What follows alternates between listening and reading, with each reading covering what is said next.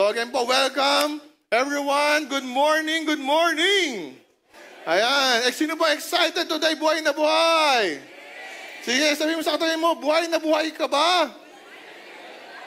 Amen. Di ba? Talaga, we praise God with all of our excitement, with our enthusiasm. Kamukha na sino po nag-attend kahapon ng Leaders Conference natin? Di ba? With all enthusiasm. Di ba? Talagang excitement. Amen ba doon? Dapat talagang excited ka.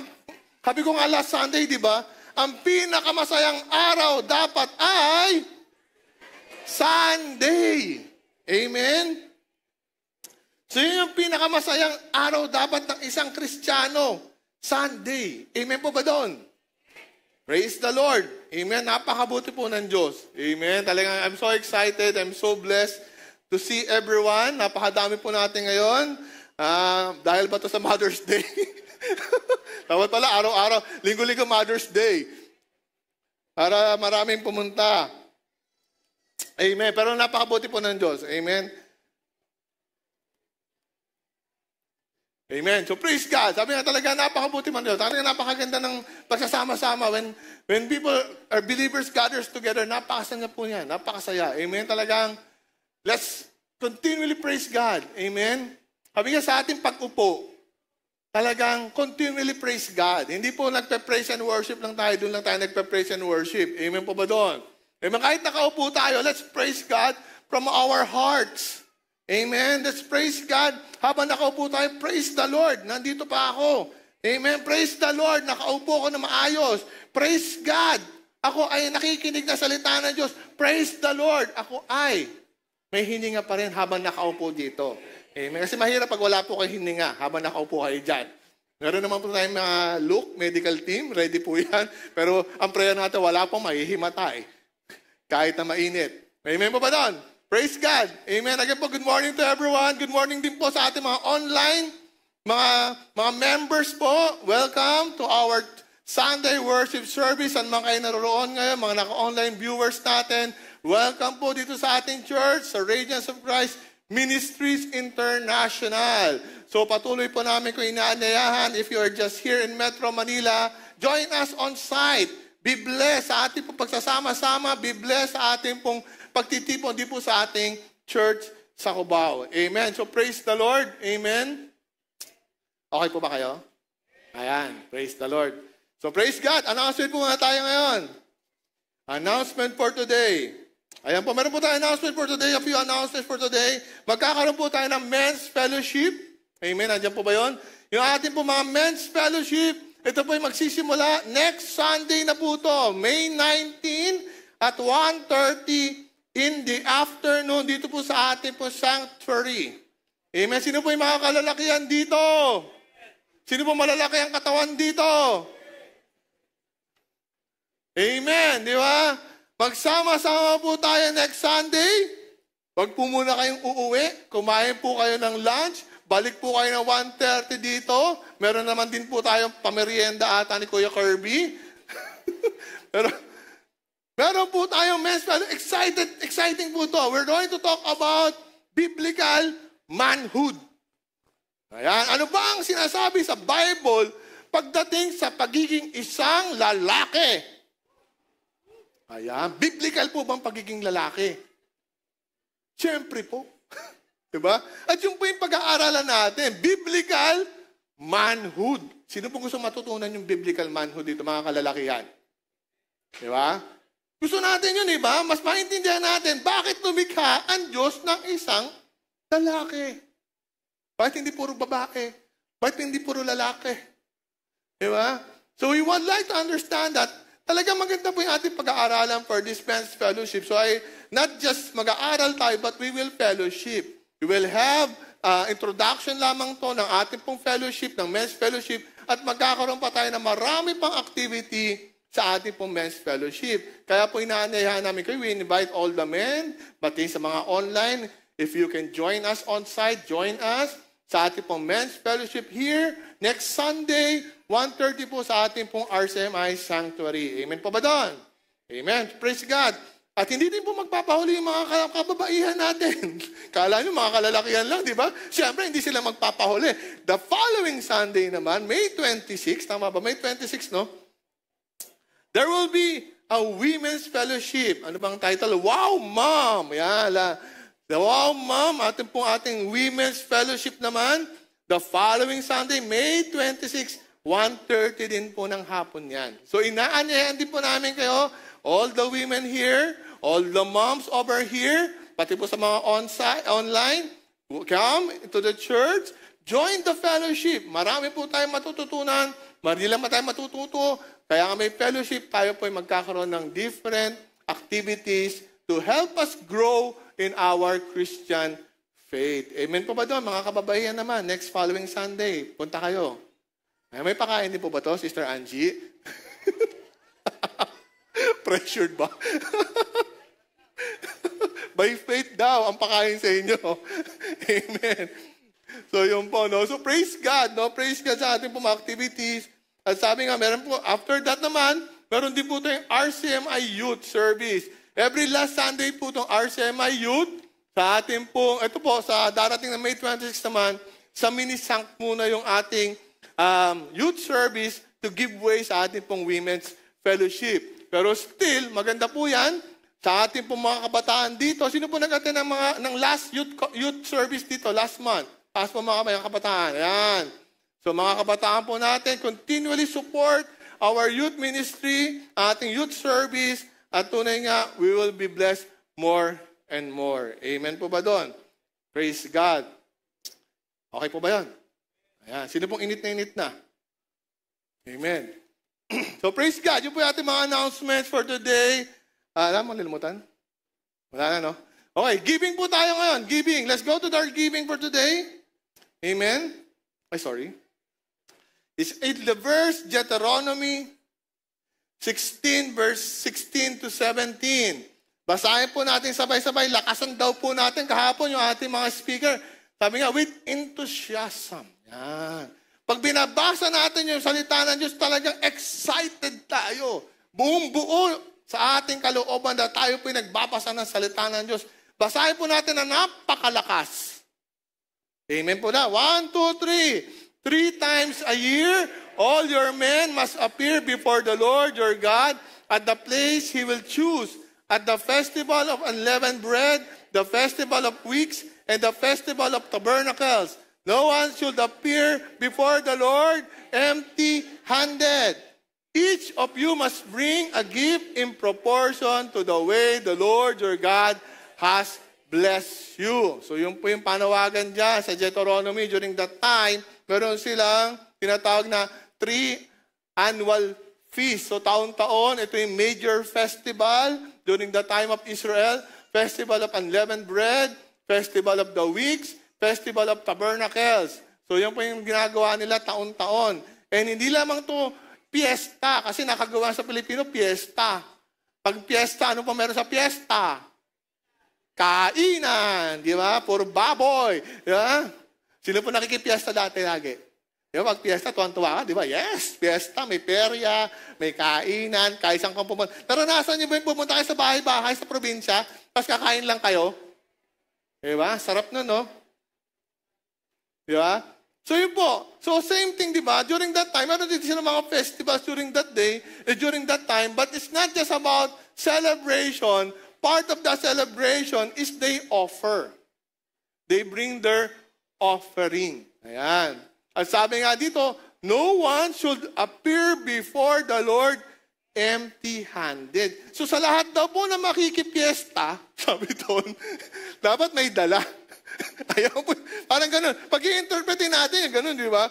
Sa lahat daw mo makikisaya sa festival, dapat may dala. Dapat walang dala. Tama po ba yun? Sino mo may dala ngayon dito? Amen, di ba? Ganun daw po yun, di ba? As they celebrate the festival, importante po itong mga festival na ito, di ba? Ang 11 na, ito yung Passover, di ba? Kung saan talagang sineselebrate nila yung kanilang paglaya sa Egypt, di ba? And so forth. So, Festival of Weeks, harvest yan. Yung Festival of Weeks, no? Harvest season yan. So makikita po natin yan, different festivals with great meaning, diba? Kaya nila sineselebrate yan because they remember the Lord, diba? Kung anong ginawa ng Diyos sa buhay nila. And then, sabi ko nga, as they celebrate, they bring their offering. At sabi nga po, no one should appear before the Lord empty-handed. Maging isa puso po natin itong magandang salita ng Diyos. Alam niyo po, when we go to the church, when we go to the celebration, diba, ng ating Panginoon, ligay natin sa puso natin talagang we will not come empty-handed. Amen? Dapat may dala tayo. Kasi yun po yung kalooban ng Diyos eh. Kaya nga sinasabing, great is our God. Nag-worship tayo, tuwa tayo mag-worship kanina. Diba? Sino ba yung tumakbo kanina? Sino ba yung nagtatakbo? We are running. Diba? Tuwa tayo, diba? Exact. Thank you, worship team. Talagang praise God. Talagang blessed na blessed ako kanina. Napagod ako. Pero yun maganda, di ba? Napapagod tayo sa worship. Di ba? Gusto mo mag-exercise, wag ka mag-zumba, mag-worship tayo. Yeah? Kasi totoo po yun. We praise God with all of our might. Amen? At yung nga po, not just our might, we bring our offering. Kaya sabi, di ba? At the same time, sabi dito, each of you must bring a gift in proportion to the way the Lord your God has blessed you. So, ang pinapadala ng Diyos sa kanila, di ba, in proportion sa blessing na natanggap nila. Kung nakatanggap ka ng blessing kay Lord, tumani ka ng mangga, portion of it, di ba, ibigay mo kay Lord. Hindi naman hinihingi ni Lord lahat eh. A portion of it, di ba?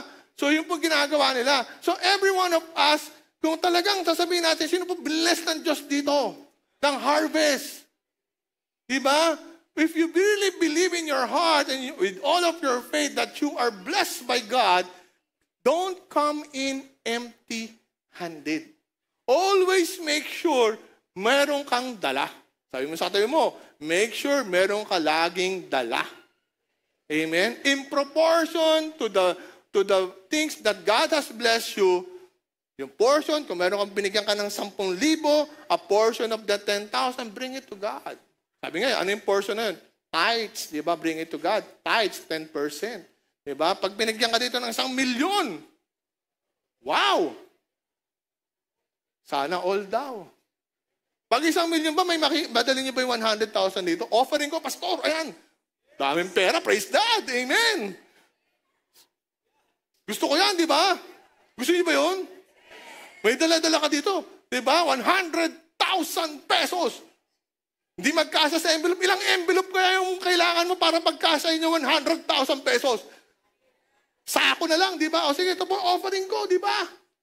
10% of 1,000,000, 100,000. Sino pong gusto nun? Di ba? Siguro doon nyo, pag binigyan kayo ng laruan 1,000,000, bibigyan nyo 100,000 kay Lord, ha? Baka kupitin nyo pa. Kasi nga, di ba, in proportion eh. Tandaan po natin yan, God is not asking everything. God is not asking all. He's just asking a portion of the blessing. So, huwag tayo manghinayang doon sa portion because mas marami naman na matitira sa atin.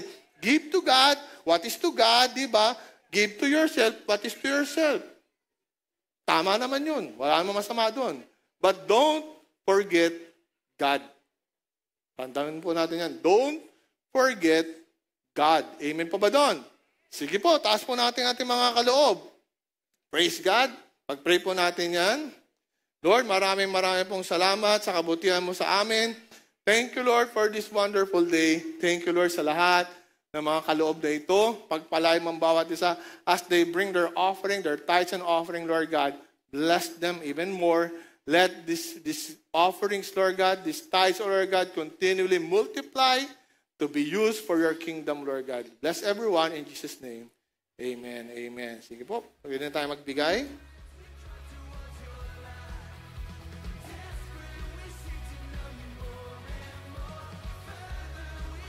Love.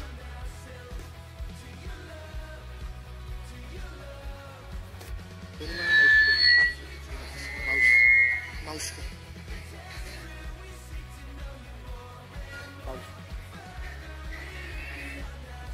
Ayun. Ayun.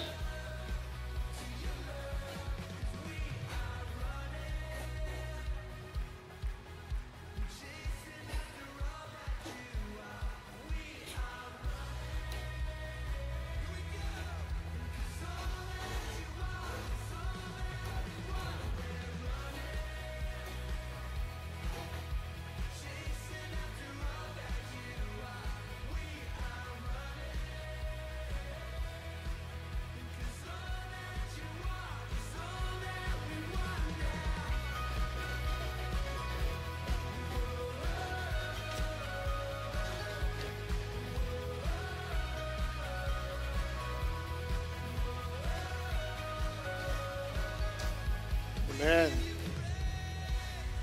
Okay.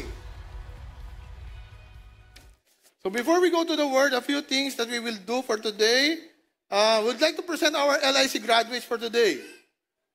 Ayan, yung mga graduate ng last LIC, very quickly lang, patawagin ko yung pangalan nyo if you are here, if you can go to the front, so we can pray for you and be recognized. Atin po mga graduate ng LIC, batch 1 for this year, Colleen Esther Barua.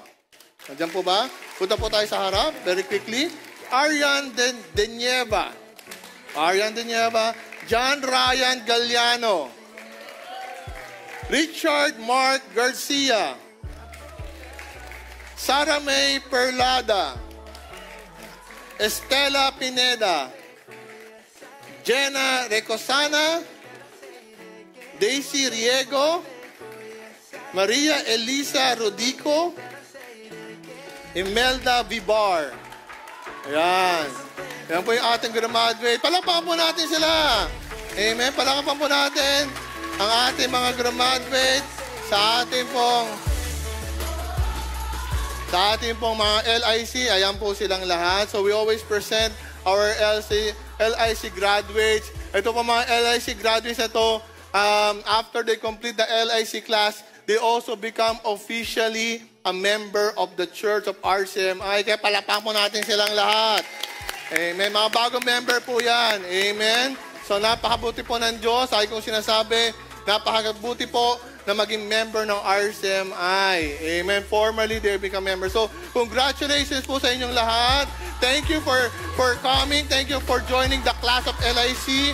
And we pray na patuloy kayong lumago sa inyo pong Christian journey sa inyong Christian life. Amen po ba doon? Pag-pray muna natin ang bawat isa. Lord, maraming pong salamat. We give you praise and honor, Lord God, sa aming po mga kapatiran to. Thank you, Lord God, for their willingness to learn, Lord God.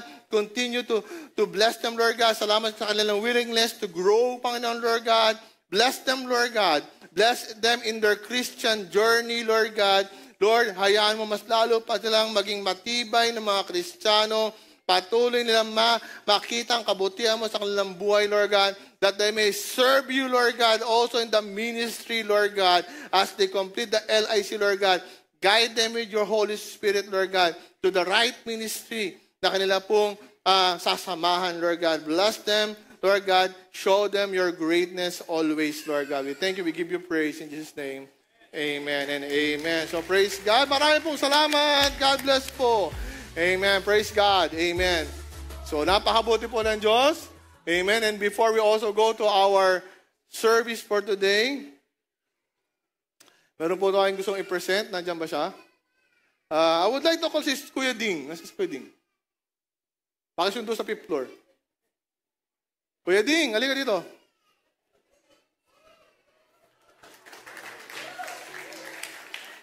Sige na, Kuya Ding. Ayan, gwapo niyan. Single po yan ngayon.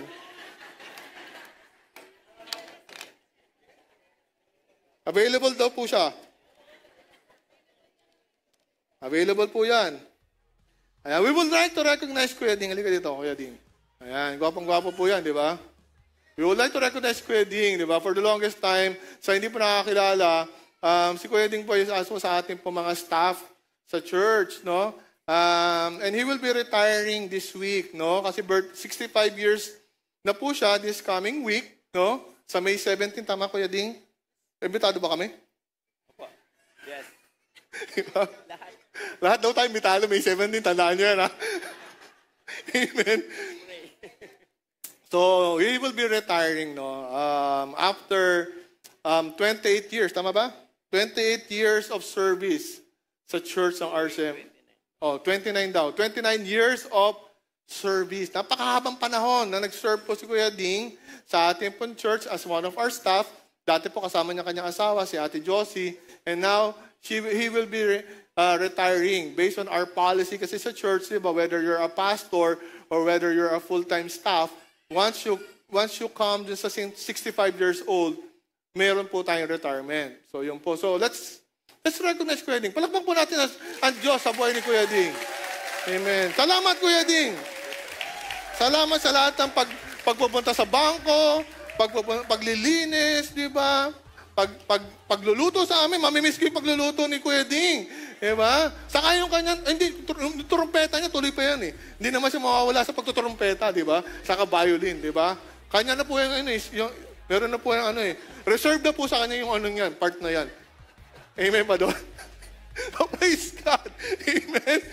So napakabuti ng Diyos kaya kay Kuya Ding, and we really appreciate Kuya Ding as he will retire this week. Salamat Kuya Ding, and I'm sure God has many more plans sa buhay mo. Sabi nga, there's greater things ahead of you. Kahit na 65 ka na, I'm sure there are greater things ahead of you. And we're still going to be part of your life. Amen po ba doon? Amen ba doon? Sige po, let us all pray kay Kuya Ding. Lord, maraming pong salamat. Thank you po sa buhay ni Kuya Ding. Thank you, Lord, for his service dito sa church ng RCMI. Faithfully, Lord God, he served you with all of his might, Lord God. Lord, thank you, Lord. Truly, Lord God, as he comes, Lord God, to an end dito po sa pagiging staff ng church, Lord God, as he will celebrate his 65th birthday, Lord God, Lord, continually bless him more and more. Lord, we continually put our faith in you, Lord God, that you will use him, Lord God, to greater things, Lord God. Hayaan mo, Panginoon, Lord God, na patuloy mo, Panginoon, pag-alabin ang kanyang buhay, Kristiyano, Lord God, that though, Lord God, sa kanyang edad, Panginoon, Lord God, the more that he will serve you with all of his might, Lord God. Lord, hayaan mo, Panginoon, Lord God, that everything that he will do, every plans that will be done, Lord God, after his retirement, Lord God, that you will bless it and you will guide him, Lord God, with your wisdom and your knowledge, O Lord God. Lord, marami pong salamat sa buhay ni Kuya Ding, sa kanyang pamilya, kay Janay, Panginoon, Lord God. Bless them, Lord God, as a family, Lord God. Let this time of retirement be truly a blessing sa kanilang buhay, a joyful retirement, Lord God, at truly, Lord God, greater things in their lives, Panginoon. Thank you, Lord. We give you praise in Jesus' name. Amen. Salamat po, Kuya Ding. Amen. Sa 17 po, alam nyo na. Happy birthday, Kuya Ding. Amen. So, praise God. Amen. Wala na akong nalimutan, no? So, yung praise God. So, right now, before we study the Word, we would like to shout out, RCMI Macau! Ayan, kasama po natin ngayon ang RCMI Macau. Hindi lamang po kanilang pastor, they're following us live today sa ating pong worship service. So shout out sa ating mga members, sa ating pong sa church sa RCMI Macau. Ayan po, natutuwa tayo na nakasama namin kayo sa umagang ito. Ayan, sige po. Yung mga padala niyo, pwede naman po ito na po. Amen. So praise God. Amen. So napakabuti po ng Diyos talaga. Amen. So yung po yung isang ito po yung talaga natakatuwa, di ba? We're all connected as one church. No? Though malayo ang Macau, di ba? We can be still connected. Napakaganda po na ganito. Paminsan-minsan, nandito sila, nakikita na. Minsan tayo naman manood sa Macau. Di ba? So minsan, balik rin natin, di ba? Panoorin natin si Pastor Glenn habang siya ay nagtuturo sa Macau. Ako naman po yung nakaupo. Diba? So praise God. Amen? So napakaguti mo ng Diyos. Talagang masaya po ang RCMI. Amen po ba doon? Masaya po sa RCMI. Amen. Natutuwa po. Talagang we're so blessed yesterday sa ating pong ginawang leadership conference. I myself was so blessed. Ako po talaga ay na-revive. Ako po talaga ay talagang nabuhay na muli. Ayan. Talaga sino po na-bless kahapon sa mga leaders po natin. Amen. At talagang we're so blessed. Amen. To see everyone, all of our leaders together and to be able to hear the Word of God sa mga men na ginamit ng Diyos kahapon, talaga nakakatuwa ng puso. Sabi nga, di ba? We're never gonna stop. Amen. Yung kinanta natin kanina, we're never gonna stop.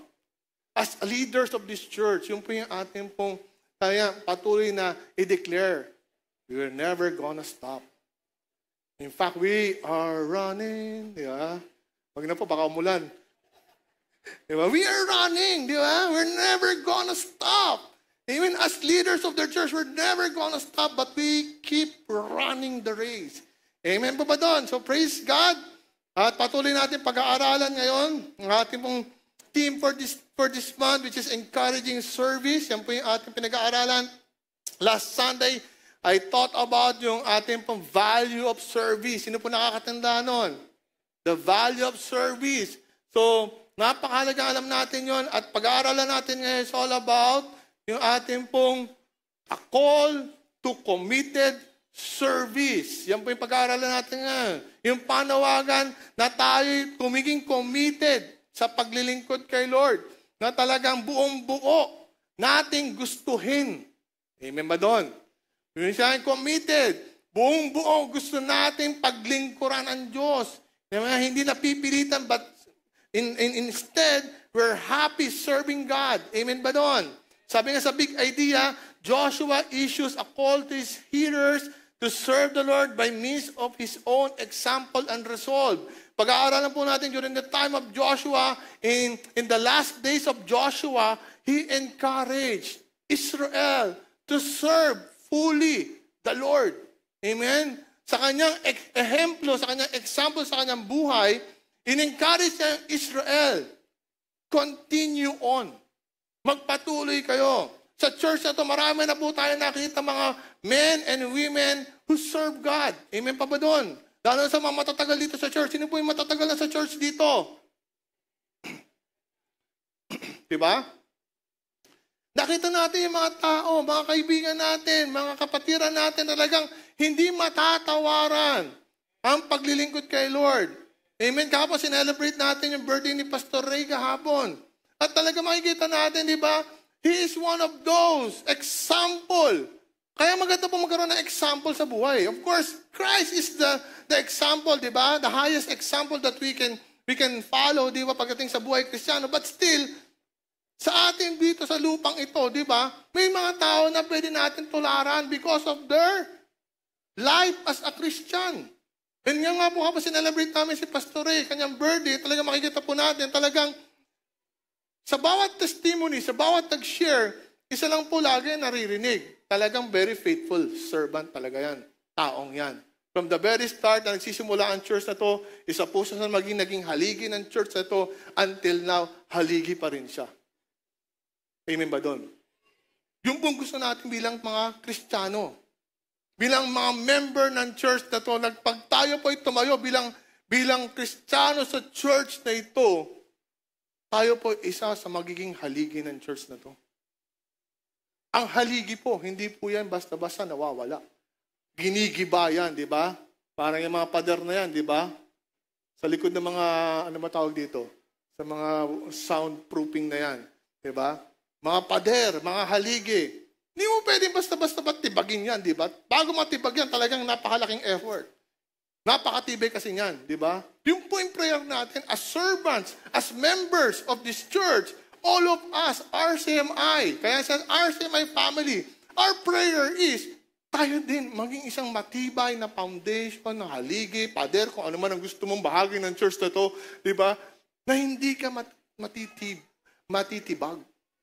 Na pangmatagalan nandito tayo sa church. Pangmatagalan dito tayo ginagamit ng Diyos sa church ng RCMI. Amen ba nun?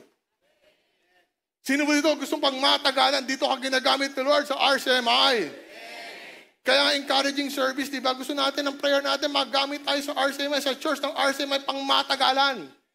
Hindi panandalian. Amen ba doon? At yung po yung ginawa ni Joshua, di ba, during that time, na siya ay kukunin na ni Lord, mamamatay na siya, di ba? Kinausap niya yung Israel, ginather niya lahat, di ba? At sabi nga po niya, di ba, worship God, serve God. Basahin po natin yung talata. Amen? Sabi nga dito sa Joshua 24, verse 14 to 24, medyo mahaba ngayon, okay lang po yan. Di ba? Now, basahin po natin na malakas, kamukha kahapon, na with all excitement. Ayan, di ba?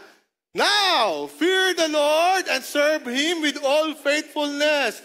Throw away the gods your ancestors worship beyond the Euphrates River and in Egypt and serve the Lord.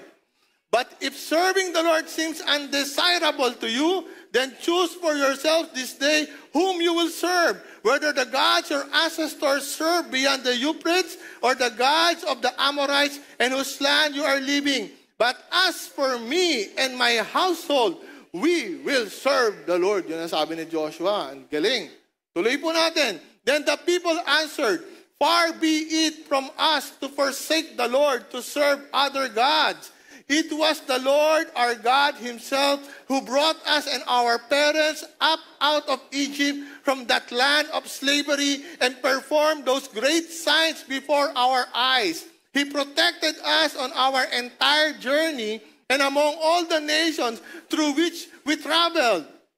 And the Lord drove out before us all the nations, including the Amorites who live in the land. We too will serve the Lord. Yun ang sabi ng galing. We too will serve the Lord because He is our God. Ang ganda, di ba? We too will serve the Lord because He is our God. Sa po ang Diyos natin. Joshua said to the people, you are not able to serve the Lord. He is holy God. He is a jealous God. He will not forgive your rebellion and your sins. If you forsake the Lord and serve foreign gods, He will turn and bring disaster on you and make an end of you after He has been good to you. But the people said to Joshua, no, we will serve the Lord. Yan, di ba? Parang una, hindi naniwala si Joshua sa kanya eh. Sure ba kayo dyan? Pero sabi ng mga tao, no, we will serve the Lord. Totoo to sinasabi namin, sabi nila, di ba? Then Joshua said, you are witnesses against yourselves that you have chosen to serve the Lord. Yes, we are witnesses, they replied. Now then, said Joshua, throw away the foreign gods that are among you and yield your hearts to the Lord, the God of Israel. And the people said to Joshua, we will serve the Lord our God and obey Him. Amen. Sabihin po natin ulit ito sa church. We will serve the Lord our God and obey Him. Amen. Praise God. Amen. Tapos na po yung service natin. Amen. Napakaganda po. Amen. Napakaganda ng tugon ng bansang Israel sa panawagan ni Joshua. Hinamon sila. Sino po dito lagi hinahamon? Bilang isang Kristiyano. Lagi ba kayo hinahamon bilang isang Kristiyano? Kristiyano ka ba? Aating ka ba ng service? May mga paghamon sa buhay natin, di ba? Magsuserve ka ba? Magmi-ministry ka ba? Magbibisitation ka ba? Di ba? Hindi ka ba iinom? Kaya mga hamon di ba? Hindi ka ba ano tawag doon? Marites dyan. Di ba? Maraming hamon sa atin bilang Kristiyano. Tama po ba yun? Di ba? Maraming hamon bilang isang Kristiyano. But still, di ba? Ano pong tugon natin bilang isang Kristiyano sa mga hamon ng buhay natin? Ang tugon pa ba natin sa ating Panginoon pag hinahamon tayo bilang isang Kristiyano? We will serve the Lord. We will obey Him. O minsan ang tugon natin pag tayo po hinahamon ng buhay ng mundo nito, ang tugon natin, pasensya ka na, Lord. Minsan po ba sinabi natin si Lord, Lord, pasensya ka na, Lord. Alam ko naman, maunawain ka, Lord. Diba? Kasi nga po, diba? Totoo po yan. We're everyday in our life. We're faced with challenges. But talaga, ang makikita po natin dito, maganda po yung sinabi ng bansang Israel, we will serve the Lord our God and obey Him. Maging tugon natin to. Kaya ang tawag natin, a call to committed service. Yun po yung title natin sa umaga ito. May panawagan sa ating lahat, hindi lang po sa mga leaders, pero sa ating lahat na nandarito, pati po sa nanonood, we are called to be committed to the Lord. Amen?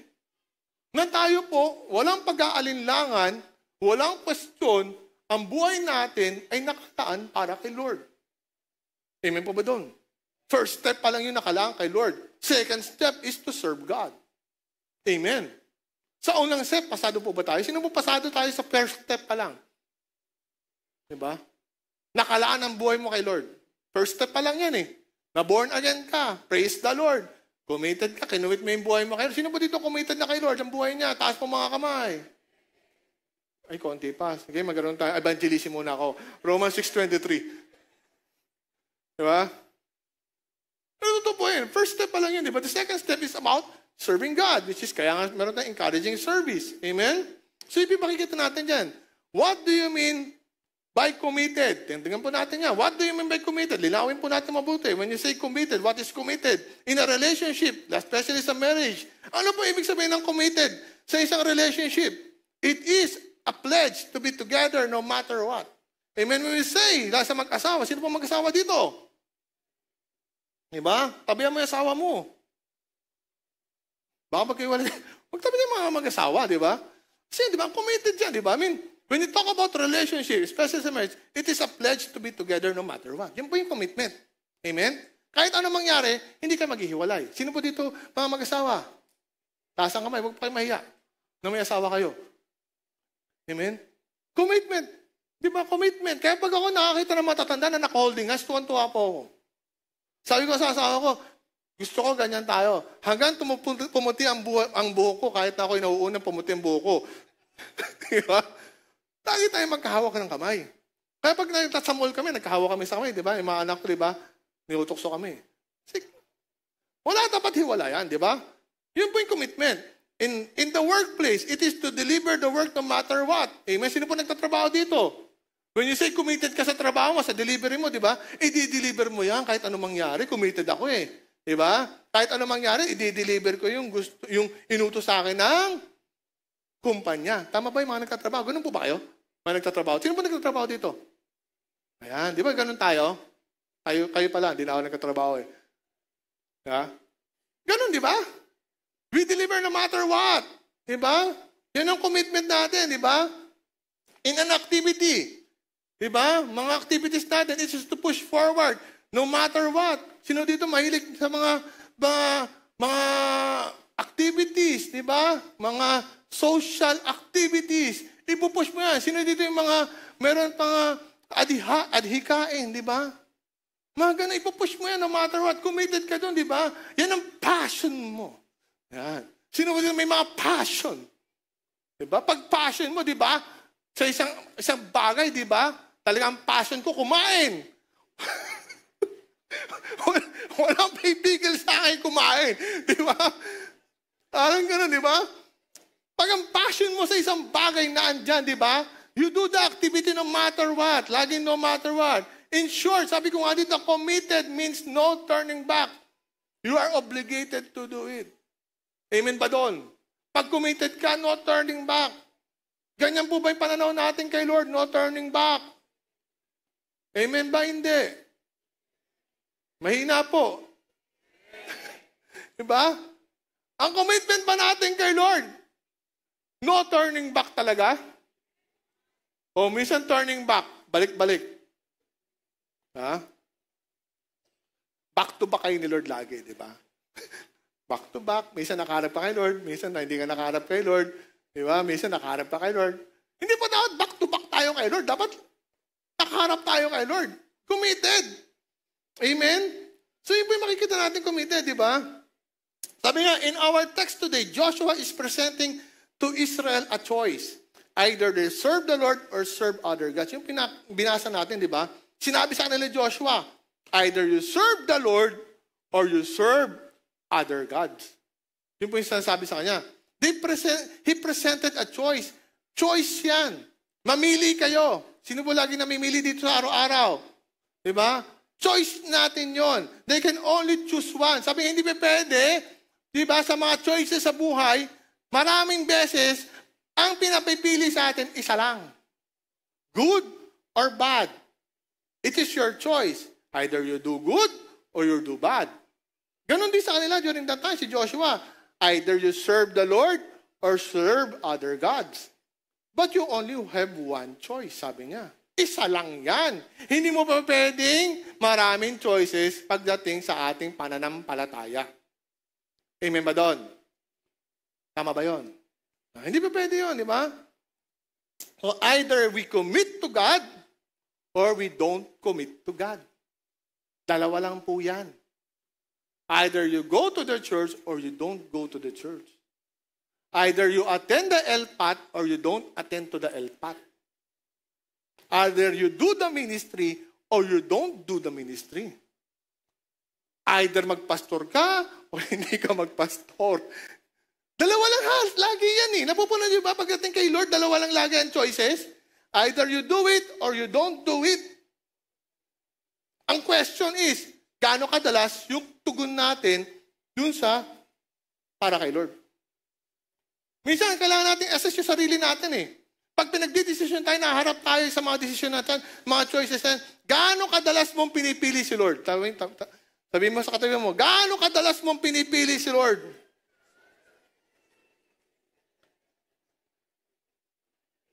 Gaano kadalas mong pinipili si Lord? Sa isang araw, gaano kadalas mong pinipili si Lord? Amen pa ba? Naintindihan po natin? Diba? So yun po di ba? Kasi committed, kailangan natin ng commitment. Kailangan natin committed kay Lord. Amen? Sabi nga, especially when we talk about Christian service is a commitment. It is a major commitment. Hindi po magaan na commitment yan. Pag sinabi natin committed tayo to serve the Lord, we are committed to serve the Lord. Parang pag-aasawa yan. Hindi mo pwede sabihin, napaso ako, nahirapan ako, ayoko na.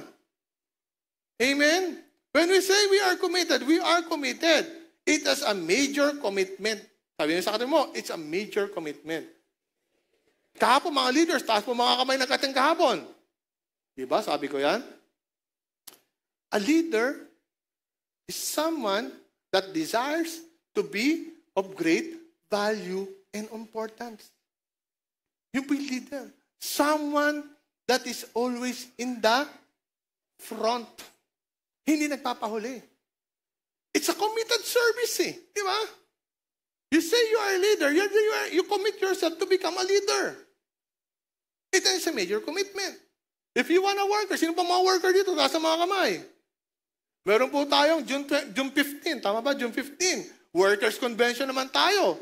Committed tayo. If we say committed, atin tayo ng workers' convention natin sa June 15. Tama ba yun? Ay, wala nag-amen. Patin po kayo. Meron po tayong gagawin na maganda sa ating workers' convention din. Amen? Kasi yung commitment When it comes to God, it's always major. Tandaan po natin yan. When we commit ourselves to God, it's a major commitment. Hindi po yan so minor commitment lang, pwedeng baguhin. Hindi po. Major commitment ang kay Lord. Lagi yan. Lahat ng commitment natin kay Lord, major. Sabi mo sa katabi mo, lahat ng commitment natin kay Lord, major. Commitment mo mag-attend ng service, major commitment yan. Commitment mo magbigay, major commitment yan. Commitment mo mag-serve, major commitment yan. Commitment mo mag-pastor, major commitment yan. Major commitment yan. Diba? Pastor. Laging ganun always, lagi natin ikabit yung major commitment sa ating commitment kay Lord. Para lagi natin mapahalagaan ito ng mabigat. Pag hindi kasi ganito ang tingin natin sa commitment natin kay Lord, babaw yan Madaling baguhin. Amen ba doon? Daling mabago. Amen ba doon? Amen? So makikita natin, sabi nga sa verse 18, di ba? Anong sabi niya? But people said, di ba? We too will serve the Lord. Sabi doon, we too will serve the Lord because He is our God. Actually, hindi na kumbinsi agad si Joshua dyan Ano sabi ni Joshua sa verse 19? Joshua said to the people, you are not able to serve the Lord. Kasi kilala niyo yung mga Israel Sabi niya, sigurado ba kayo dyan? Yung pinagsasabi niyong yan. Minsan ganun tayo, pag sinasabi tayo ng pastor, sigurado ka ba dyan? Diba? Magkukomit ka pa talaga dyan. Hinamon sila ni Joshua Sabi niya, sigurado ba kayo dyan? He is a holy God. Huwag kayong basta-basta magbitaw na salita na committed kayo. We serve God. Bakit? Sabi niya, He is a holy God. He is a jealous God. Huwag kayong basta-basta magsasabi ng ganyan. Kilalanin nyo kung sino sinasabihan nyo ng commitment nyo. Yun ang sinasabi dyan Kilalanin mo sino sinasabi mong committed ka. Kilalanin mo kung sino sinasabi mo na magsuserve ka. Kilalanin mo kung sino yung sasabihin mo na mag-a-attend ako ng service no matter what. He is our God. And He is a jealous God. He will not forgive your rebellion. Ang galing, di ba? Antindi na sinabi ni Joshua. He will not forgive your rebellion and your sins. Wala pa kaming ginagawa. Mali na kami. Kasi gusto siguraduhin ni Joshua that what they are saying to God, yung sinabi niya kanina doon sa verse 18, we too will serve the Lord because He is God, totoo. Tama ba yun? Naintindihan po natin? Yan na. Yun ang gusto niya sabihin, forgive your revenge. Pag hindi mo tinotoo yung sinabi mo, ito mangyayari sa iyo. Sabi niya, if you forsake the Lord and serve foreign gods, kasi nga lagi ito nangyayari. Lagi na lang ito nangyayari sa Israel, di ba? Lagi na lang nalilimutan si Lord. Di ba? Tapos, iba yung sasambahin. Laging ganun, paulit-ulit yun eh. He will turn and bring disaster on you and make an end of you after He has been good to you. After maging mabuti sa inyo, etong katumbas, sinerve nyo yung ibang Diyos-Diyosan, ano mangyayari sa inyo? He will turn and bring disaster on you. Yun ang masaklap.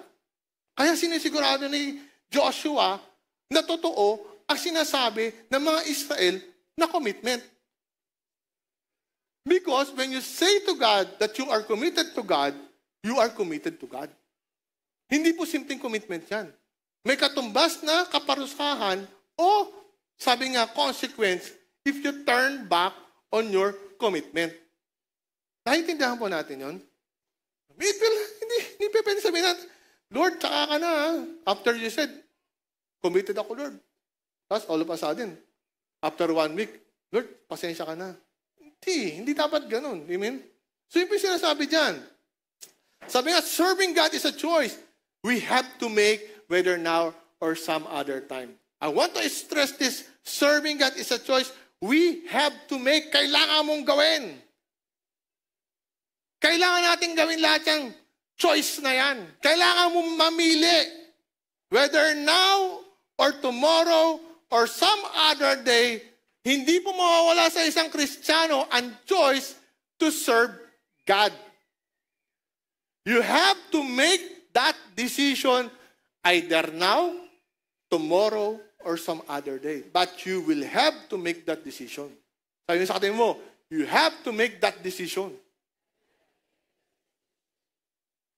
Hindi mo pwedeng ipateka-teka yan, di ba? Hanggang mamatay na lang ako, Lord. Di na, bahala na, Lord. Hindi. Huwag mo hintay mamatay ka na, hindi ka nagdidesisyon kay Lord. Now. Kung hindi ka handa today, tomorrow. Kung hindi ka handa tomorrow, some other day, magiging handa ka rin. Pag-pray mo, Lord, maging handa ako sa desisyon na to. Make it a choice we need to make. It is a choice we need to make. Tandaan po natin yan. Ang Kristiyano po, tinawag maglingkod kay Lord. Wala pong Kristiyanong hindi tinawag maglingkod kay Lord. Amen po ba ito? Hindi po ako galit ngayon. Ini-stress ko lang po yung mga point natin. Amen pa ba doon? Amen. Wala, introduction pa po yan. Hanggang oras pa ako ngayon. Amen? Ni mama ka, sanay yan sa overtime. Hello po. Amen? So yung makikita natin, di ba? So, and sabi ko nga dito, nagkakamali ako, not choosing God is always a wrong decision. Not choosing God is always a wrong decision. It will just make our life a disaster. Lagi po natin tatandaan yan. Not choosing God will always be a wrong decision. Pag hindi natin pinili ang Diyos, mali ang desisyon na yan. Kailanman hindi tatama yan, kapatid. Tama ba yun? Hindi tatama yan. If we don't choose God, hindi tatama yung desisyon na yan. It will just make our life worse.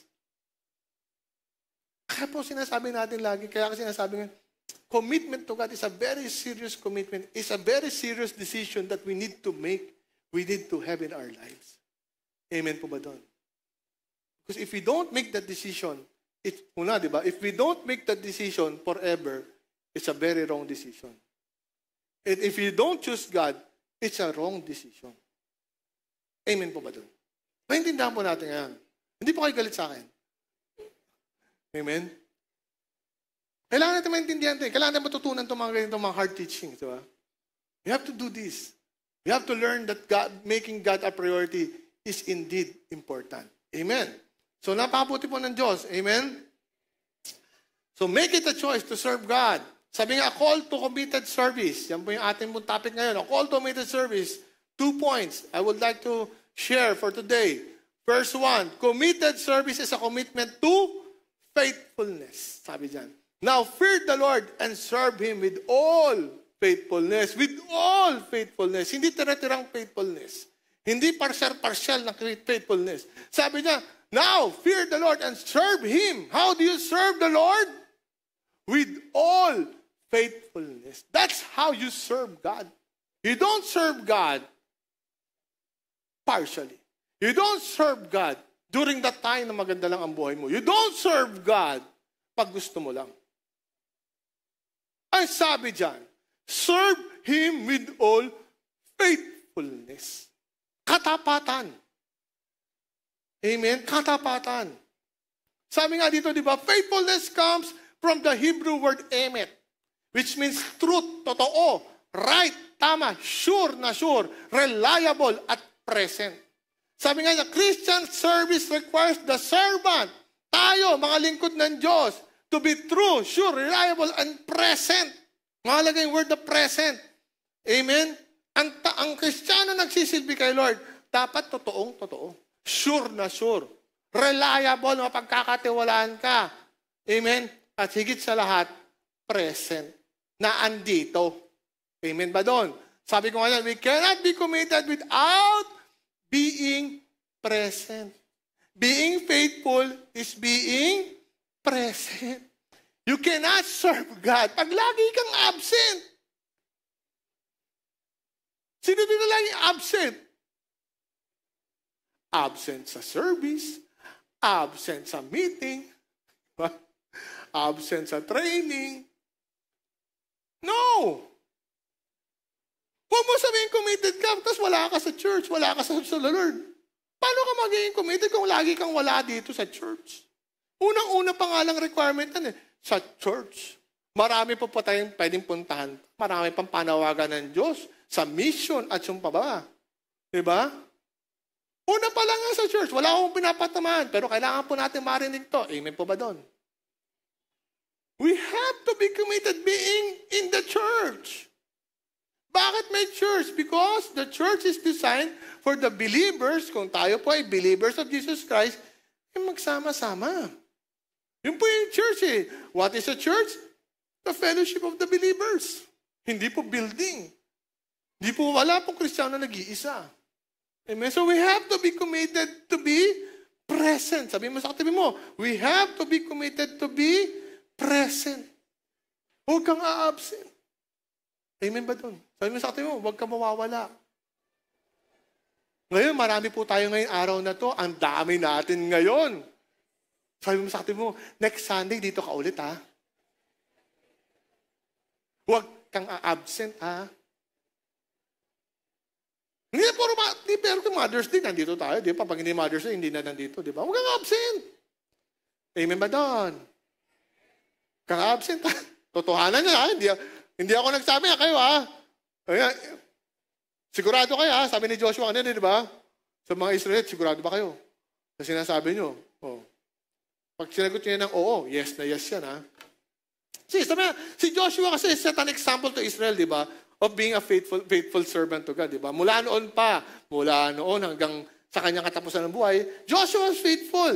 Una-una siya, dati siyang assistant ni Moses, di ba? Sabi sa una pa mga talata, di ba? Siya ay assistant ni Moses. Siya isa sa mga spies na pinadala ni Moses para tingnan niyo yung promised land. Napunta siya sa disyerto, 40 years. Kasama po siya sa 40 years. Hindi po siya natulog lang at lumitaw. After 40 years, nabuhay na ulit si Joshua to lead the Israel. No, he was part of those people who, for 40 years, talagang inikot yung disyerto. Pero hindi siya nagreklamo. Pwede niya sabihin kay Lord, Lord, ba't ganun? Mabait naman ako. Sila yung mga nagsabing hindi natin kaya. Ako sabi ko, saka si Caleb, kaya natin yan. Bakit naman, Lord, sinama mo kami dun sa mga 40 years na pag-iikot na yan? Pwede ba mauna na kami? Kasi pwede sabihin ni Joshua yun eh. Faithful naman siya eh. Pwede sabihin kay Moses, mauna na kami, mahuli na lang kayo. Sabi ni Lord, kayo lang naman hindi makakapasok, di ba Moses? Di ba? Kasi si Moses hindi nakapasok. Sabi ng Diyos kay Moses, di ka kasama sa papasok eh. Di ba? Saka yung generation, ang tagi makakapasok lang sa henerasyon nila, si Joshua, saka si Caleb. Pwede niya sabihin yun eh. Di ba? Mauna na lang kami. Mahuli kayo, bahala kayo sa buhay nyo. Pero hindi. Alam niya ang commitment niya kay Lord. Alam niya ang kalooban ng Diyos. And he was committed to that. At ano po nangyari? After Moses died, Joshua was the one who led Israel to victories. He conquered the land, the promised land. And he was still faithful. Up to the very end, nagawa niya lahat ang pinapagawa ng Diyos sa buhay niya. Ganun po si Joshua. Gusto ba natin yon? Lahat ng pinapagawa sa atin na Lord, magagawa natin hanggang sa huli. Amen pa ba doon? Ako gusto ko yun. Hanggang mamatay ako. Sabi ko nga, di ba? Yung kailan mo yun? Yung isang service, di ba? December ata yun. Yung was praying, di ba? Ang prayer ka lang kay Lord, bago ako mamatay, magawa ko lahat ng pinapagawa ng Lord sa buhay ko. Yun po si Joshua. Amen? Sabi niya, being faithful means we do not change. We stay true to our commitment. Sabi niya, di ba? Yun po yung ibig sabihin, being faithful means we do not change. We need to stay true to our commitment. Huwag mong baguhin yung commitment mo. Pag nasabi mo na kay Lord, totohanin mo. Gawin mo. Amen ba doon? Pag nasabi mo na kay Lord, wala nang bawian, kapatid. Sinabi mo na kay Lord dyan eh. Kinumit mo na kay Lord dyan eh. Sabi mo kay Lord, aatin ka ng service, walang absent for 1 year. Gawin mo. Sabi niyo na ba kay Lord dyan? Lord, hindi ako absent 1 year. Wow. May attendance, di ba? Pag nasabi mo, sabi nga, though there are challenges, go through it, conquer it. Lahat naman may pagsubok kahit may pagsubok. Basta kinumit mo na kay Lord, sinabi mo na kay Lord, go for it. Tapakan mo yung challenge niya, sipahin mo yung challenge niya, di ba? Conquer it. Si Joshua, di lang ginawa niya, may challenge, di ba? Katotoo naman talaga, first time nilang makipaglaban, di ba? Pero nanalo sila. Bawat laban, nanalo sila except for one. Kasi nga, nagkamali sila na may disobedience. Pero, lahat ng laban nila, lahat ng mga kaaway ni Joshua, lahat ng mga nilipol nila, mas malaki sa kanila. Pero nanalo sila. Walang challenge na malaki kay Lord. Tandaan po natin yan. Yung challenge, yes, sometimes malaki sa atin yung challenge. Pero lahat ng challenge na meron ng tao, mas malaki pa rin si Lord. Tapakan mo yan, sipahin mo yan. Manampalataya ka, lumuhod ka dito sa church. Sipahin mo, paano natin sinisipa yung challenges? Lumuhod ka dito sa church. Manampalataya ka, basahin mo yung Bible, magpa-counsel ka, magpa-pray ka, lahat ng pwede mong gawin. Bilang Kristiyano, gawin mo. Marami tayong pwedeng gawin bilang Kristiyano eh. Magpa-pray ka, mag-pray ka, mag-fasting ka. Gawin mo yun pag may challenge ka. Sigurado yan, magwawagi ka. Amen ba doon? Though it takes some time, pursue it until the end. Huwag ka mainip. Si Joshua hindi nainip eh. 40 years. Sino dito 40 years? Ikaw nga. 40 years, pareho pa rin ng kakainin mo, saka damit mo. Tatagal ka? Malamang hindi ka tatagal. Sabi mo kay Lord, ano ba yan Lord? Puro na lang mana. Puro na lang, quail. Pugo. Tama ba? Pugo. Lord naman, inihaw na pugo, adobong pugo, lahat pugo. Wala ba sinigang? Wala bang baboy? Lahat bana. Walang kanin. Sino po dito mabubuhay ng panahon na ano? Malamang pag Pilipino ka, patay ka nun eh. Walang kanin. Puro mana. 40 years ha? 40 years. Pero anong ginawa ni Joshua? Nag-give up pa si Joshua. Sabi niya, Lord, bawi, ayoko na. Mauna na ako sa promised land. Ayoko na ng pugo, ayoko na ng mana. Hindi. Through it, though it takes some time, pursue it until the end. He pursued until the end. Yan po yung example ni Joshua. Makita natin. Though it is hard, be strong and take courage. Don't give up. Huwag kang susuko, kapatid. Take courage. Huwag mong katakutan ang problema. Amen ba doon? Huwag mong katakutan ang problema. Lagi mong tatandaan yan, kapatid. Katakutan mo, mawala ka kay Lord. Problema lang yan. Kaya ni Lord yan. Huwag ka matakot sa problema. Amen? Tama ba yun? Ayan. Sabi niya, Christian service is never easy, but it is rewarding. Joshua 24, bago nung binasa natin, previous chapter, now I am about to go to the way of all the earth. Sabi niya, you know with all your heart and soul that not one of all the good promises the Lord your God gave you has failed. Every promise has been fulfilled. Not one has failed. Yan po yung reward ng mga taong faithful kay Lord. Not one of God's promises will fail. If we are faithful to God, no promise of God given to us will fail. Everything will come to pass. Amen ba doon? Amen. So napakasaya po mag-serve kay Lord. Napakainam at napakahalaga ang service natin kay Lord. I truly encourage everyone, serve God. Commit ourselves to serve God. Because that is very much rewarding. That is right and that is very much rewarding. Amen ba doon? Number 2 point. Mapahaba tayo ngayon.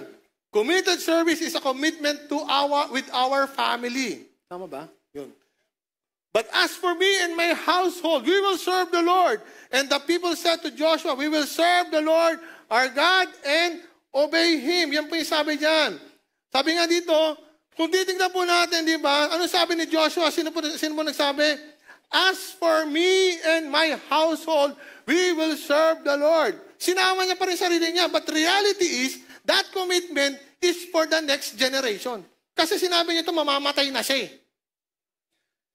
Yung sinabi ni Joshua to, mamamatay na siya. Ilang araw, ilang buwan na lang ata, mamamatay na siya.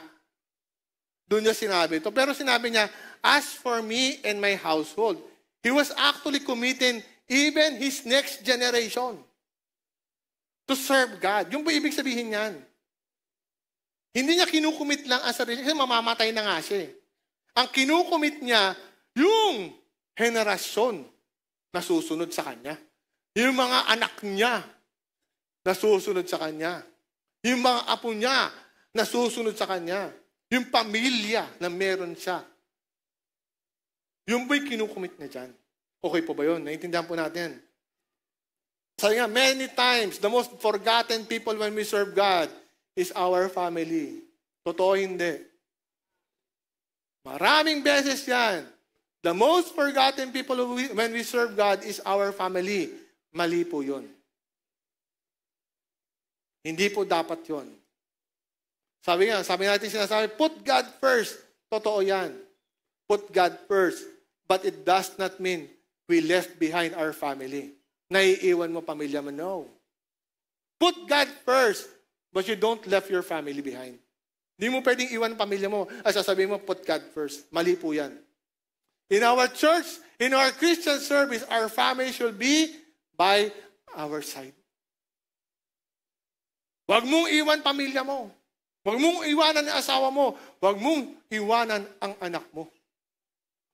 Bagay sa pag-aaten natin sa church, huwag mong iwan ang anak mo. Amen po ba doon? Isama natin mga anak natin sa church. Hindi po pabigat ang anak natin. Sabi sa Bible, ang anak natin ay a reward from the Lord. Isama mo yung anak mo kahit nahihirapan ka. Huwag mo iwan niya sa bahay mo.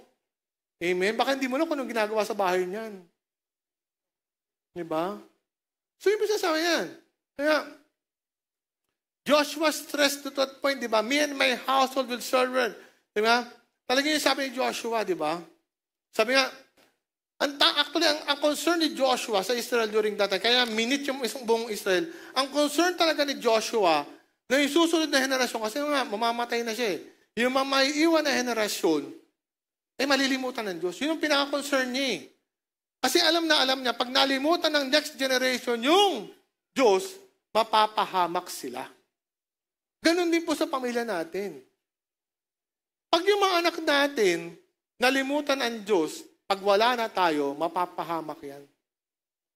Mapapahamak yung mga apo mo, mapapahamak yung apo ng apo mo, pag nalimutan nila ang Diyos. Amen po ba doon? Kaya sabi ni Joshua, ano sabi niya? Throw away the gods your ancestors worship beyond the Euphrates rivers and in Egypt. Sabi nga, choose for yourself the day when you will serve, whether your gods of your ancestors, inulit niya, di ba? Whether your gods, your ancestors serve beyond the Euphrates and Egypt, and the gods of the Amorites in whose land you are living. Yung kung saan sila na nandun ngayon, yun yung mga Diyos, yun yung pagkakaiba niya, di ba? Sabi nga, the gods of their ancestors and the gods in the land they are living speaks of heritage and culture. Yan po ibig sabihin niyan. The gods of the ancestors is the heritage. Pamana. At the gods of the Amorites in whose land they're living, yung present, is the God of culture. Amen? Sabi nga, heritage speaks of the past. The next generation adapting to the sins of the past. Yung po yung concern ni Joshua. Dahil alam niya, yung nakaraan mga ninuno nila, sablay. Sino po dati, alam mo, yung mga nakaraan mo, sablay? Sigurado ba? Minado ako doon, di ba? Yung nakaraan ko, sablay. Pag hindi ko tinuro yung tama sa anak ko, sasablay yan. Yung dating nakagawian na mali, a-adapt nila. Yun po yung sinasabi ni Joshua. Sino po yung, ano yung dating nakaraan? Egypt. Josan, Egypt. Baka kung anong ginawa namin sa Egypt, yung gagawin nila. Yan po ibig sabihin nun eh. At the same time, culture speaks of the influence of today. That is culture. Alam po natin yan. Sa bawat panahon, iba-iba ang kultura. Amen? The next generation will adopt what is current culture and they will sin because of that present culture. Yun po yung kinakatakutan ni Joshua. Either i-adapt nyo yung dati na mali o i-adapt nyo yung bago ngayon na mali pa rin. Amen ba doon? Yan yung kinakatakutan ni Joshua. Kaya sinasabi, commit to the Lord. Amen? Sabi nga, di ba? If we don't include our children in our service to God, that they will be able to adapt either the past or the present. Tandaan natin yun. Yun po yung nakakalungkot. Na pag hindi po natin naisama ang mga anak natin, ang next generation, apo mo, patungkol sa commitment mo kay Lord, praise God na lang talaga. Awa na lang talaga ng Diyos kung sila po ay lalakad pa rin kay Lord. Pero malamang-lamang, either lalakad sila sa nakaraan o lalakad sila sa ngayon. This is both mali. Sabi, it is important that as Christians, we include our families in our Christian service. We cannot leave them behind. Always remember, we cannot leave behind our family. Sino po matatanda na dito? Taas ang mga kamay. Siyempre, wala magtataas ang kamay. Diba? Dalhin po natin yung mga anak natin. Dalhin po natin yung mga apo natin. Huwag yung, ang cute-cute ng apo ko. Iwan na lang kami sa bahay. Dinamay mo pa yung apo mo. Punta tayo sa church. Dalhin mo yung church. Dalhin mo yung apo mo sa church. Dalhin mo anak mo sa church.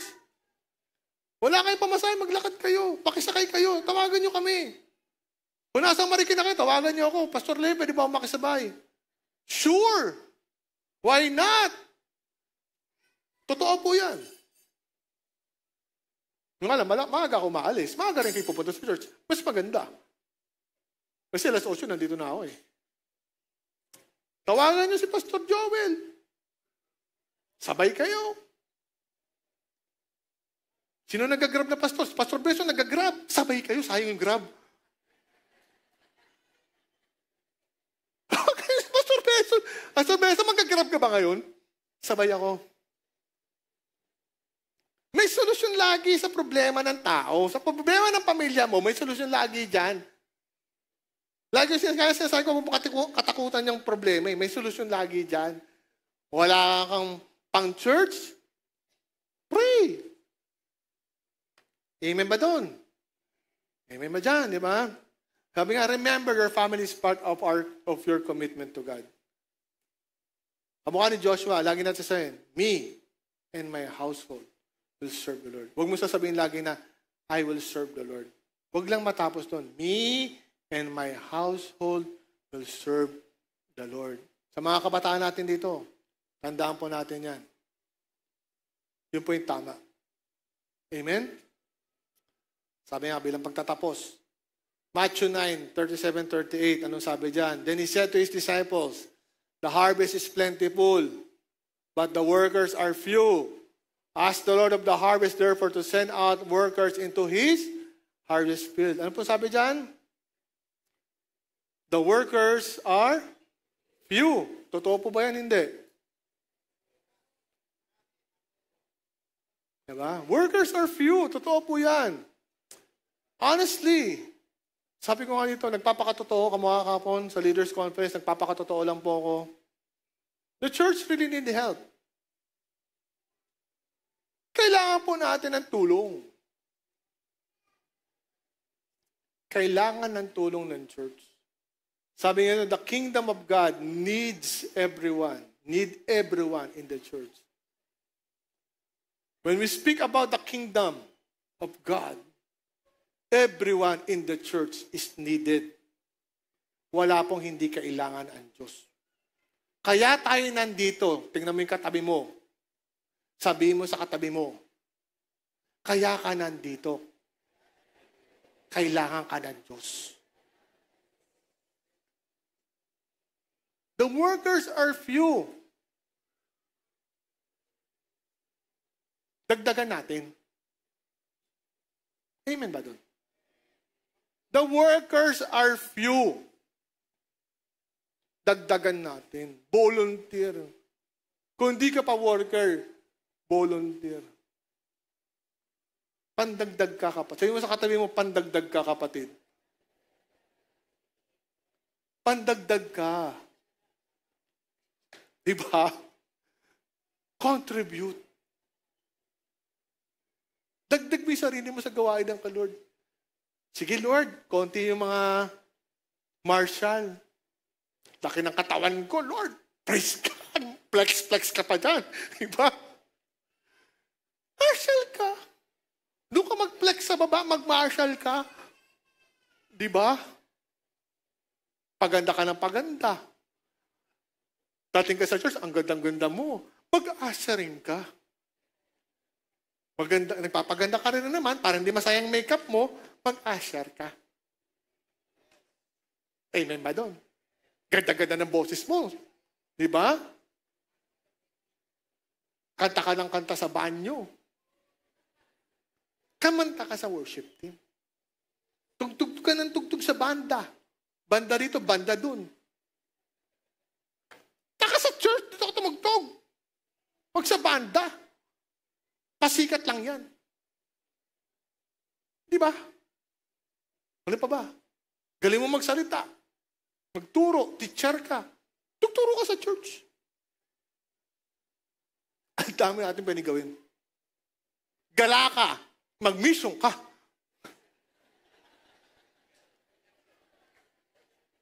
Gala ka eh. Gusto mong gumala? Mag-mission ka. Sama ka. Magagamit ka sa mission. Di ba? Ito ang Facebook kung saan nagpupunta eh. Bakit din nag-mission to? Gala ng gala. Mission ka.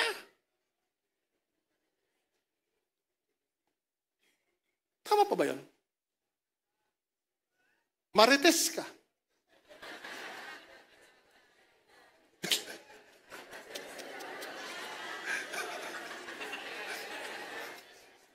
Di ba? Gift mo yan eh. Marites ka. Mag-share ka.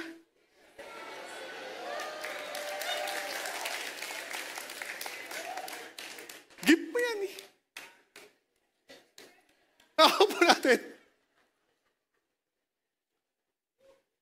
The kingdom of God needs everyone in the church.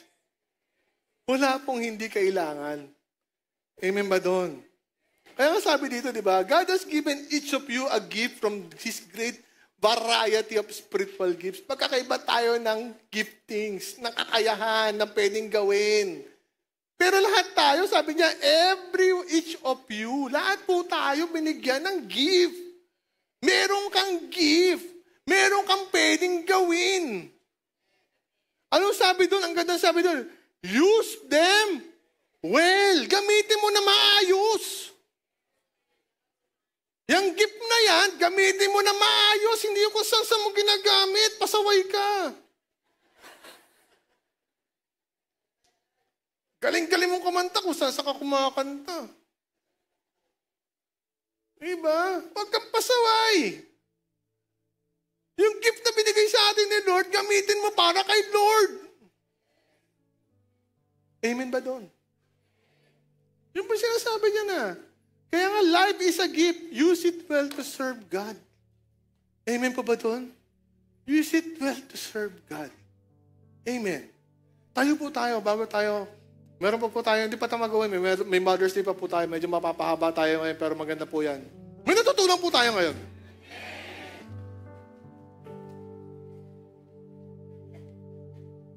A call to committed service. Lahat po tayo tinawag ng Diyos. Wala pong hindi tinawag ng Diyos. Ako bilang isang pastor,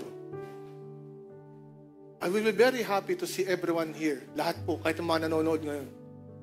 Isa po makasayahan ko bilang isang pastor na makita tayong lahat nagsiserve kay Lord. Lahat dito, hanggang sa likod, kita ko po kayo. If every one of us, hanggang sa likod, hanggang sa taas, kita rin po kayo. We'll serve God. Ang saya po ng church. At saya po nating lahat. Sino gusto hindi lang isang service pag every Sunday ang church? Gusto niyo ba yun? Magdalawang service tayo? 3 service? Ako po, ang prayer ko, magdalawang service tayo eh. Hindi po mangyayari yan pag wala pong dagdag na worker.